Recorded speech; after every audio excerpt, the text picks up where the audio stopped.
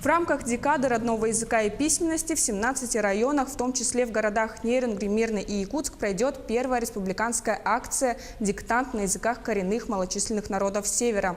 Он пройдет на 5 языках – долганском, эвенкийском, эвенском, чукотском и юкагирском. Акция инициирована Национальной библиотекой республики при поддержке Ассоциации коренных малочисленных народов Якутии. Она призвана популяризировать языки коренных народов, развивать у населения навыки правильного и грамотного письма, воспитать бережное отношение к языку и уважение к национальным традициям. Основной упор делается на восприятие текста, так как языки коренных малочисленных народов Севера Республики Саха-Якутия с каждым годом все меньше людей говорит на этих языках.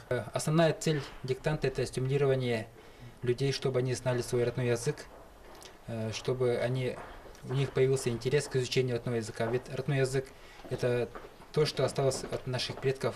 А именно они его пронесли через тысячи лет в этих наших суровых северных условиях нашей Якутии.